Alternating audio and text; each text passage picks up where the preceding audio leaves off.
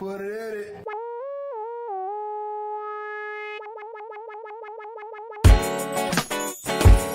Good place to stop, right? Sounds like it's me. Hi, I'm trying to catch the timing. That looks good.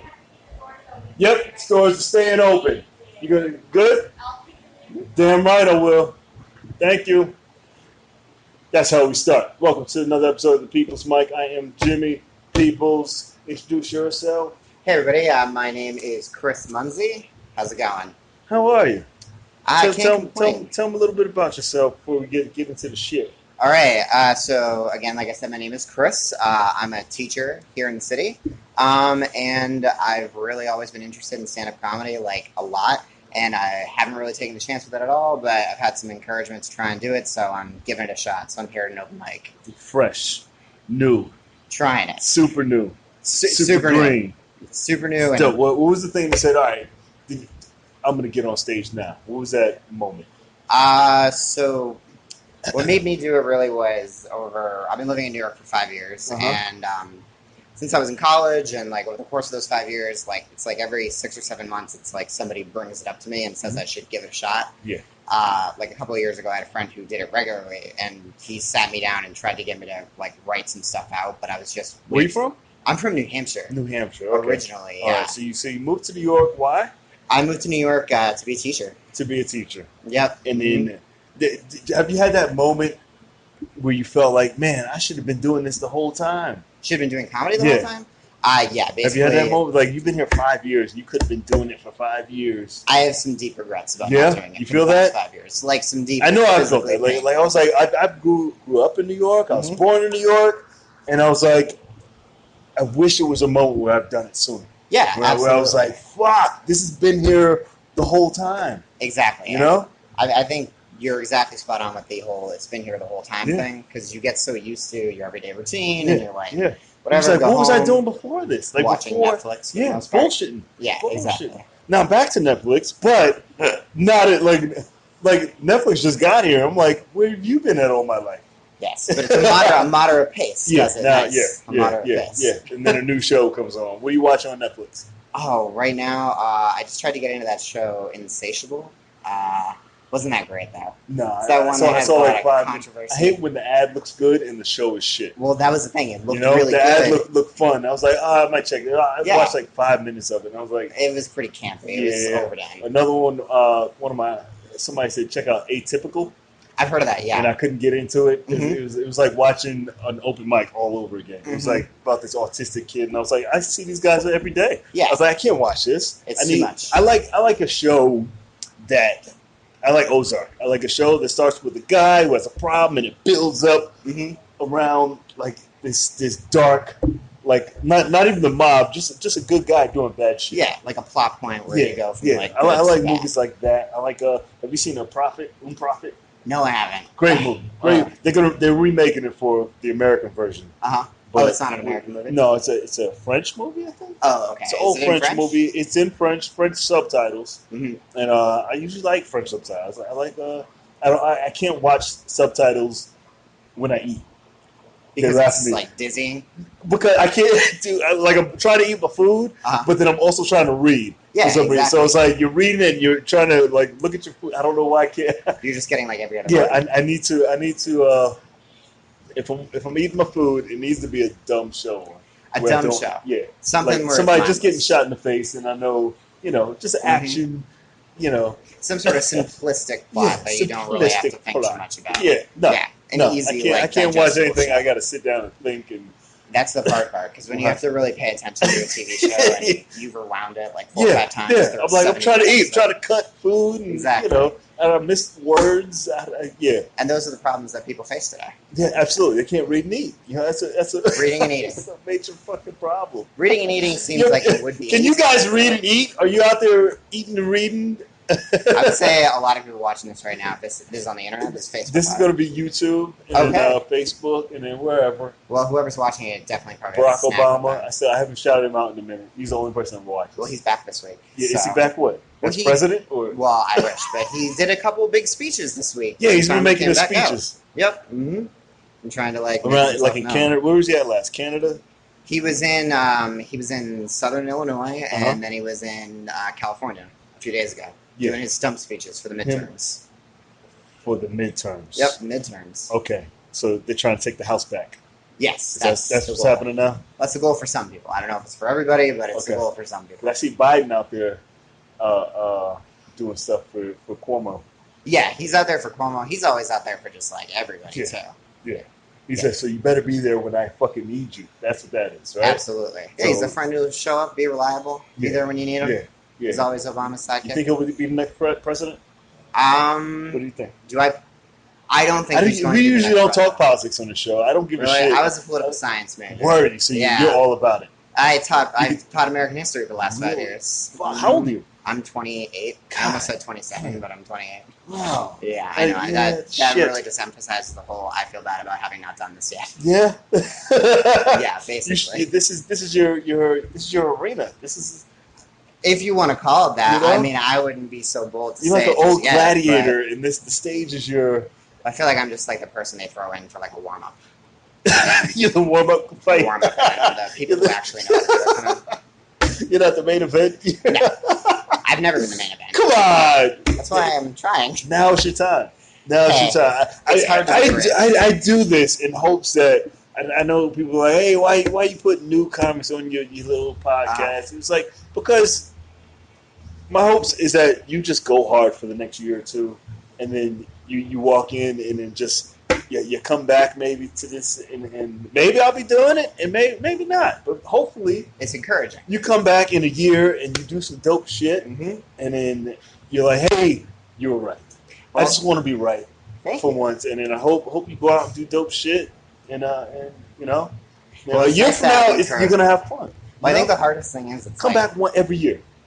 Only once a year. Once a year. Only once a year, just to see what the hell you're doing. Either you're going to be on heroin or you're going to be on TV. Either or. Hey, but at this point, I'm looking for a change. Or both. Both.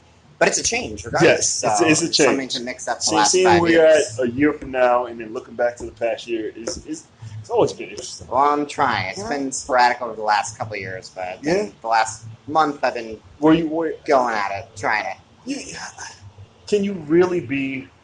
I mean, I guess you could be worse off with the previous year, right? Like worse off than being 27 instead of 28.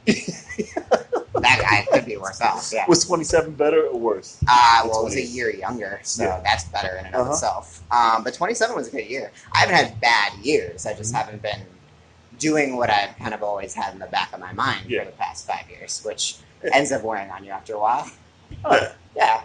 And now you're doing what you want. Yeah. Trying it, giving it a shot.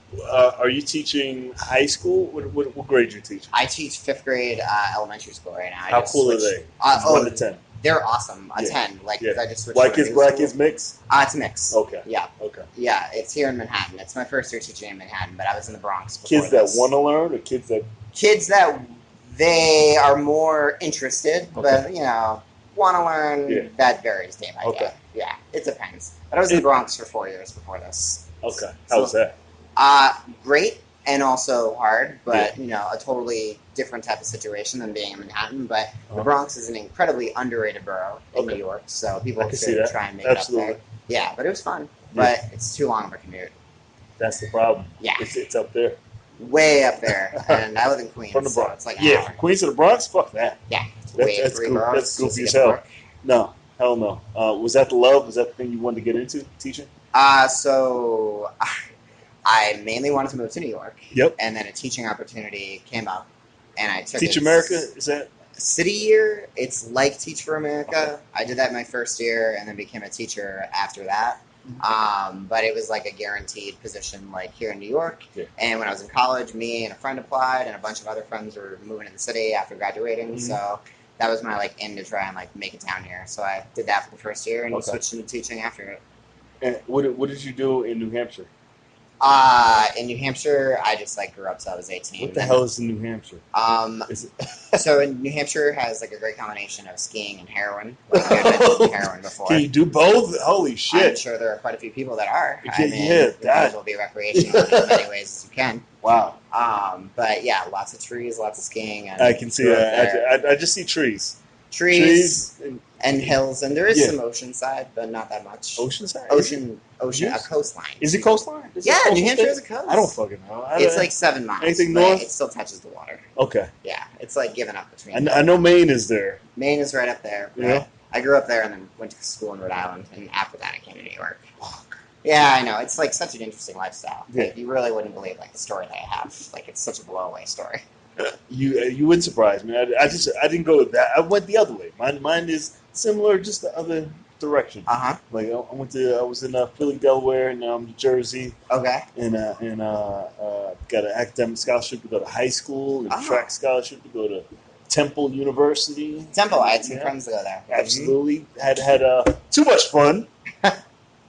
Too much. That's what college is for, though. Yeah. It's like a 4-year vacation. Yeah.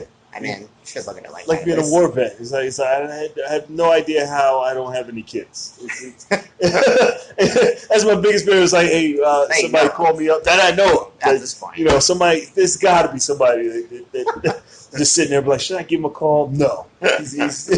Hey, but you know what? Do you want the call? Do you not want the call? It's all like, it's a matter of fate. I want it when they're from like 1 to 5. I don't want like a 1 to 5-year-old. Like a 1 to 5-year-old.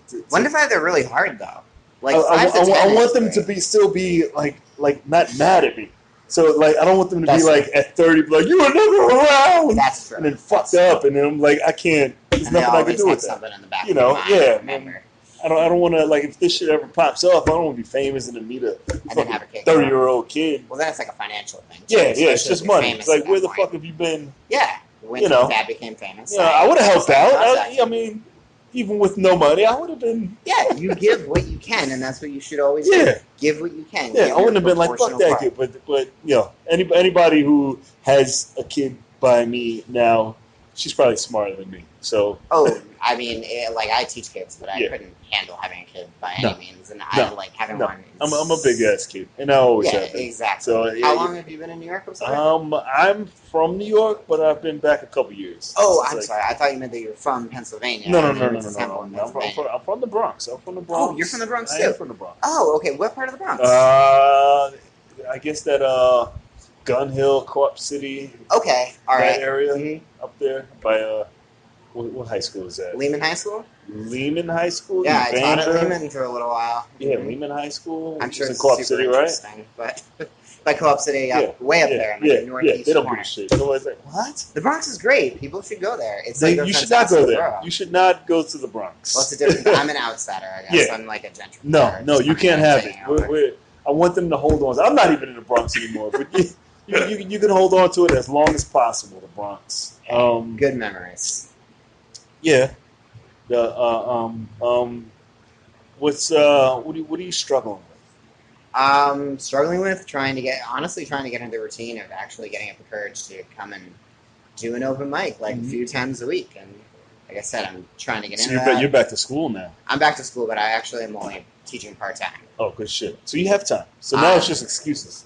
Yeah, that's basically it. Beautiful excuse. What's the excuse? What's the latest excuse you made? Well, as of right now, actually, the latest excuse I was yesterday because I was going to do an open mic and then I didn't go doing it because I was like, "Oh, my laundry's been in too long. I'm not going to make it." And Oh, then it shit. just pulled the trigger on that. And I went Beautiful. home. Yeah, Beautiful. that's Beautiful. the stamina that I have. No, so far. how do you get over making excuses? It's hard.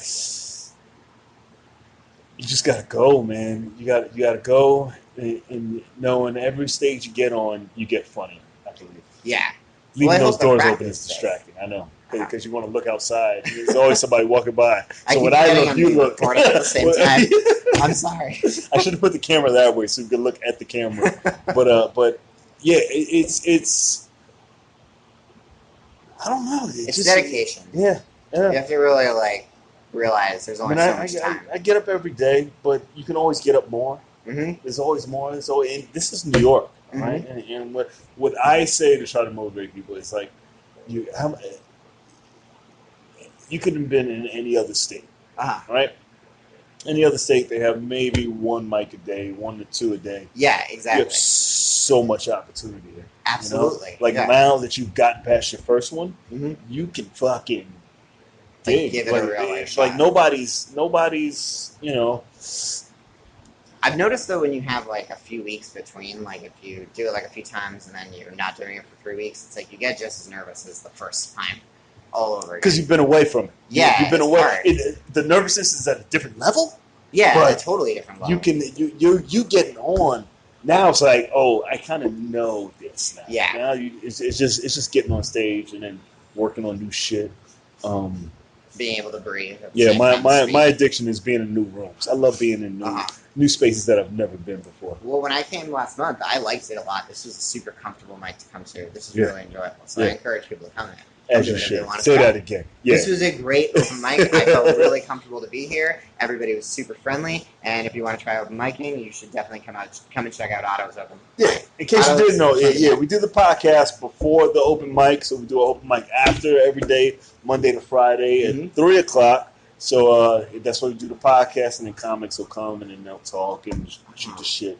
That was the point. Like I used to come early before I did the podcast. And I was always saying, hey, I want to do a podcast. Yeah. I didn't know what the fuck I was doing. I was like, I knew I wanted to try a podcast. Yeah. So there was time. I turned the phone on, and I did a little research. And they were like, hey, just turn your phone on and start talking. Yeah. And then it happens. It comes together. And I like what it is, and I like adding to it and letting it grow and see, it's not the greatest fucking podcast, but it's my little But thing. it's accessible. Yeah. Everything is so accessible nowadays. Like, you couldn't have done this 10 or 20 years ago. Absolutely not. No. I would never have thought about content.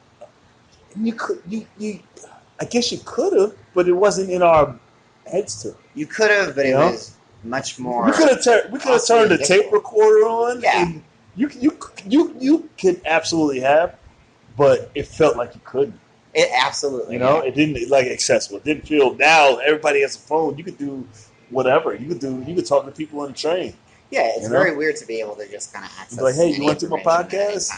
My riding, talking to crazy people on the subway. And people will listen to almost somebody will listen, and that's the point. Is everybody has a fan base? Yeah, if you just tapped into it. Well, that's the thing. It's like it seems like there's a niche for almost like everything nowadays. Whereas you have to get on like the Tonight Show 20 years ago in order to get any sort of exposure. Now you build yours and then they come to you. Yeah, absolutely. Which is insane. It's insane, and it's so encouraging, but it's also intimidating because you really have to be self-driven. Yeah, you have to be self-driven and then consistent. Consistent is where I'm still having trouble with. Yeah, keeping to a self-made schedule is hard. Like seeing new people who do weird shit, and it was like, how the fuck do you? There was a guy somebody showed me a security guard who just farted. Oh, Did you hear about that guy? Yeah. And then he got fired. He got fired. He got fired from his job. Yep. Mm-hmm. But something big happened after that. I think I don't know if somebody got in contact with him or something. He's trying to expand it into a larger. I don't know how much larger you can expand that into, but having a unique set of bowel movements. No, I have IBS. I would have never thought maybe I should take it every time I farted. He made a career out of it. He's gonna kill it. He has thousands of followers. He does. Well, yeah, I mean, he's a lot more successful than I am. Honestly, he's just a security guard. Everybody is just fucking farted. Yeah, and he was able to do that whole Paul Blart kind of look thing. Yeah, that's what he's like. He's like the real life Paul Blart. Yeah, and he really was able to. Hi, how are you? Hey, just have a seat right there, hang out. This is the podcast before the mic, so you just hang out, and at 3 o'clock we'll get started. You can chime in, you can whatever. Yeah, hang out. Thank you. Yep. I thought it was at 2 o'clock. That's why I was here. No, don't say that. So don't say that on the camera. Everybody does. That's how I catfish you in, and then bring you on. I apologize. Hey, what's wrong? I'll edit that. No, I'm never gonna edit that. That's stuck for life. Fuck this guy. I apologize. I'm still trying to learn the ropes. No, it's okay. It's okay. You're gonna be fine. I need to be taught. I'm here, baby bird. What the fuck? What's going on in the news? Well, in the news, there's a lot going on with that op-ed piece that came out last week. Like we mentioned before, Obama had been doing those stump speeches around the country. Obama has been doing those stump speeches, but it's mostly just stuff about Trump. Do you follow mainly politics or everything? Everything, but I feel like now whenever you turn on CNN or something like that, it's the only thing that's on. CNN's mostly the Serena Williams thing happened though. Serena Williams thing happened. How you feel about that? I think it's like a two-sided like story because I was hoping you came. hey there, Take your jacket off and have a how's it going, seat. Chris? Jump in with us. I am in the middle of something. Introduce. Oh, sorry. No, sit down. I need you here. Come Oh, here. really? Okay. I need some of your star power. Okay. And what is dope about this, and I would have scheduled you, but I thought you were too big for this now. So No, I'm not that big. No. I was like, do I even?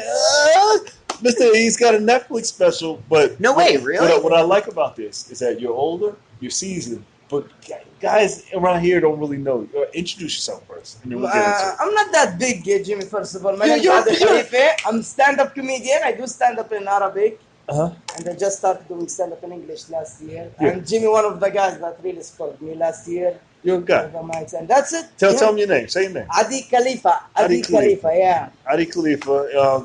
Say you said your name before, right? My name is Chris Munzie. Chris, Adi, Nice to meet you, man. Chris. Nice to meet you. How long have you been doing comedy? In Arabic, I started the first time. The first day. What was it? The first day, Yeah, what was it? 2005. 2005. Yeah. What was that like? It was because back home we don't have comedy clubs. No, at all. So In my head, it looks so crazy. yeah, like- it was a show of my friend. They're doing hip hop music, Uh huh.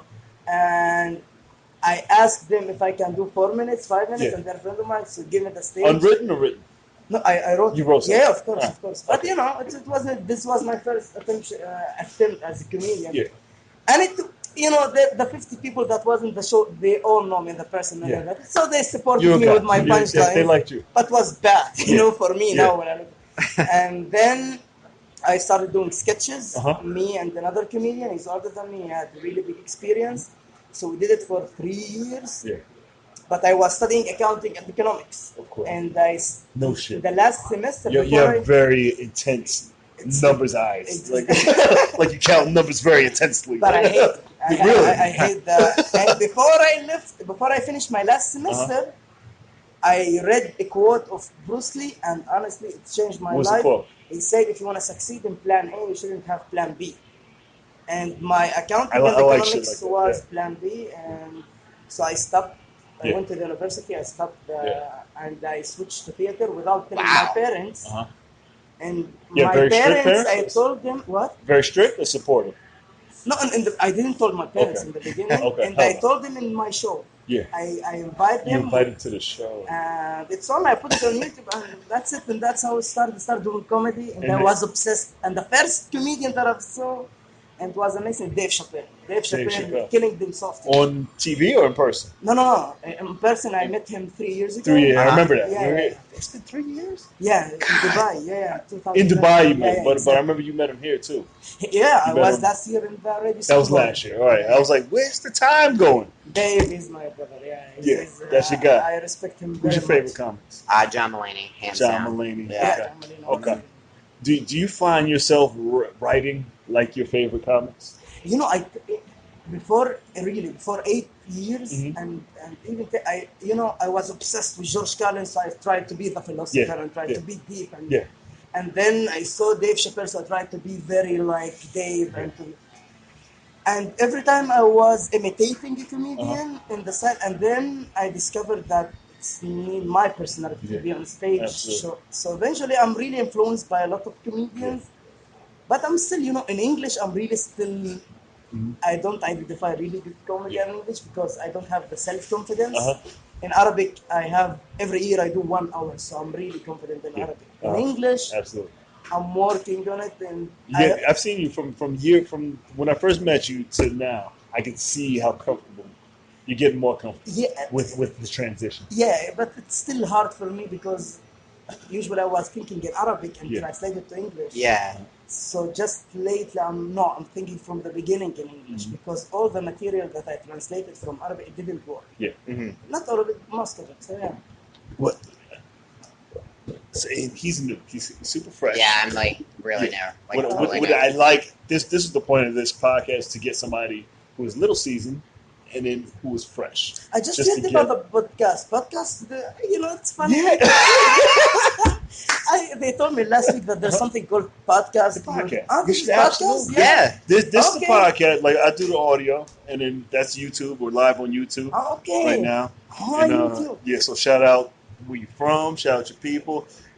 what I liked, we were at the mic the other day, and somebody's like, Adi's here, Adi's, you know, Adi. I was like, oh, fucking Adi. And then we met, I know you. And then another girl was like, do you hear about who's here? Because my cousin just texted me and said, Adi Khalifa was in town. And they were like, do you know who he is? He's getting a Netflix. He's so huge. And I was like, fuck this guy. I fucking know this guy. And I was like, it's so dope to see. Thanks, that man. When people rally around you, and then it just changes, and then that's dope. So thanks, man. Whatever, you know, and that's what you do it for. You know, you're in a good spot.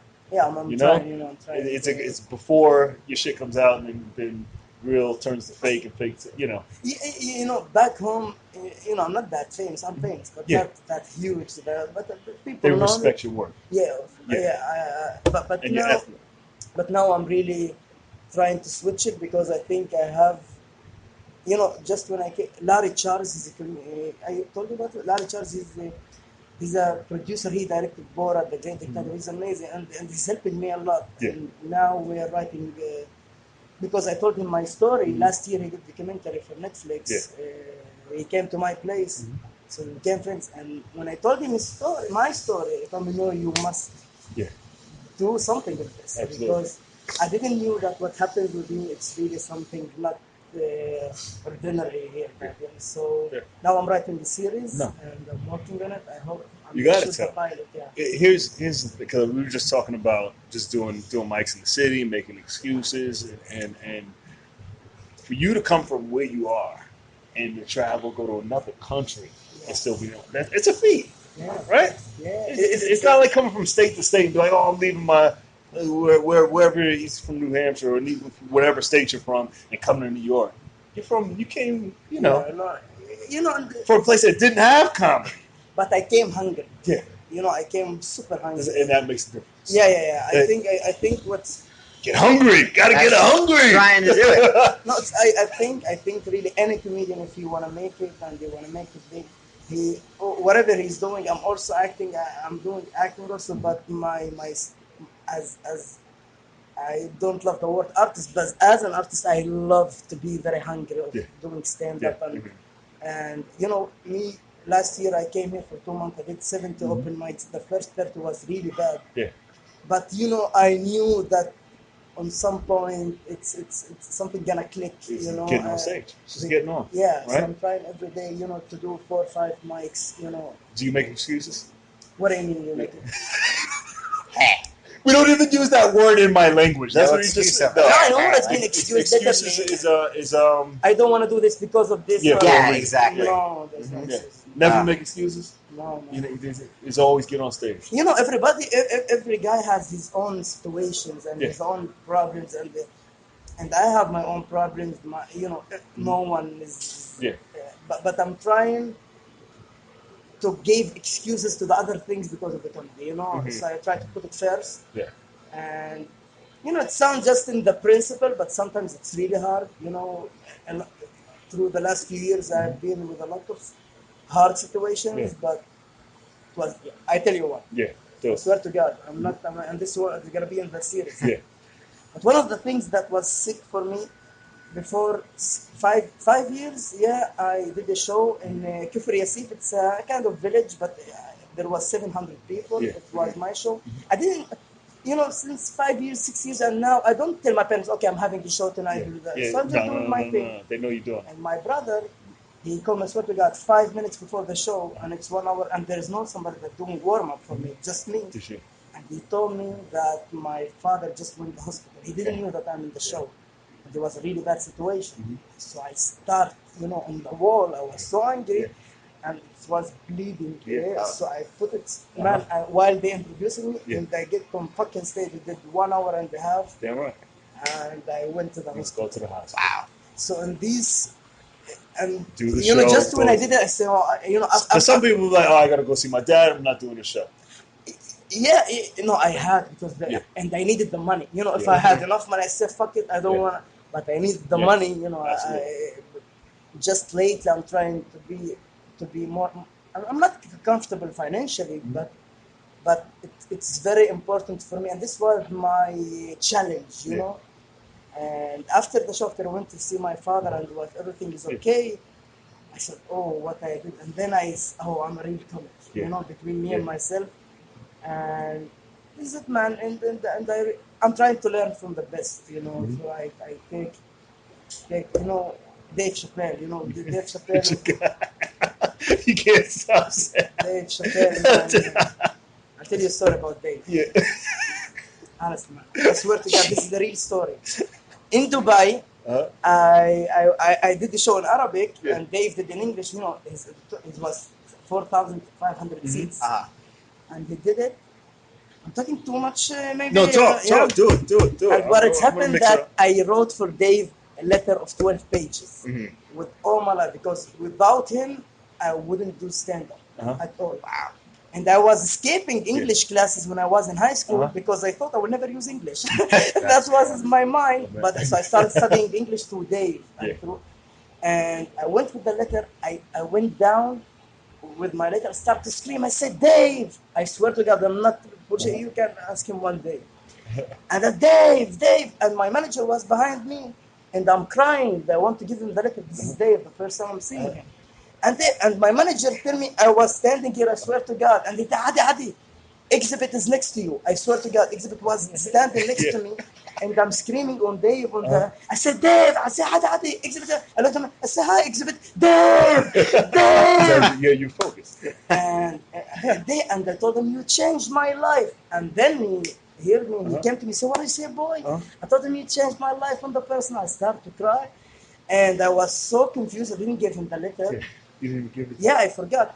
And the day after, they called me, they meet and greet, and then we went, all the Arab comedians. And I started to cry, and he shake the first guy hand, and he look at me and say, I remember you, boy. I told him, yeah, from last night. And I gave him the letter. And I thought he would never read it. And 7 months after, Mo Amer, he's a comedian. You know Mo Amer? He just shut Mohammed. I know Mohammed. Mo Amer, shut the fuck up. He's amazing. No, Mo Amer, he's an amazing comedian. He just shut his special for Netflix. Okay. So we did the show. We did the show back home. Yeah, Mohammed is like John here. It's like no, Mo Amer. I'm gonna fight you. Muhammad Amer. I'm gonna fight you. And he came and he told me the first thing when he did show back home. He told me, Dave, he's telling you that you almost cried when he read the letter, and he wants you to come to New York, and he invited me to New York. Wow. Last year I came, and that's where you came. That's dope. That's an incredible story. Because I wouldn't write the letter. I'm not reading. Don't write me 12-page letters. I'll fight you. I wish you would have wrote it in Arabic and you read it. You wrote it. I'm like, what the fuck? What the fuck? 12 pages? You deserve it, man. So you're here now. How long are you here for? I'm staying till the 1st of October. Then I'm going back home to shoot the pilot. So you got to watch every one of his sets when you see him around the city, all right? You goes to pull him aside and be like, I remember you. Well, I'll watch anything that you're in. I mean, that story. Don't have big expectations from me. I'm still, in English, I'm trying.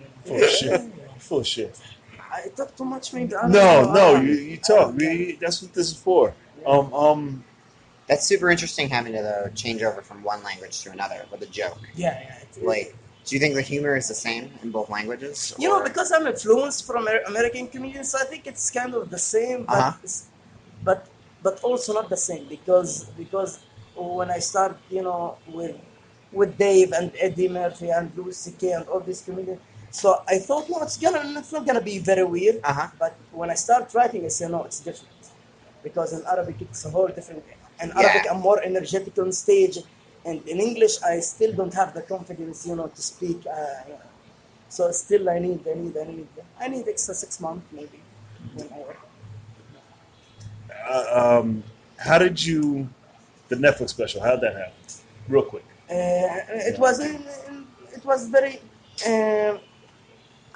Last year I was here, and Larry Charles did the documentary for Netflix, and they started hearing about me on Netflix, and they wanted to bring Arab comedians, so they contacted me through Mo Amer, the comedian. He suggested my name, and then they called me, and that's it. We shot it just for love 1 month ago.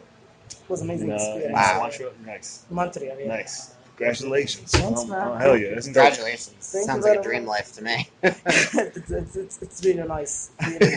No, honestly, man. It's really, you can't say that. You know, It's when really I think nice. about it, if I go Really flashback nice. back, I will never think myself that now I'm doing stand-up in New York. It's sick for me, you know. Honestly, man. The journey is dope, right? Yeah. And I'm still in the beginning, man. I'm Yeah. still.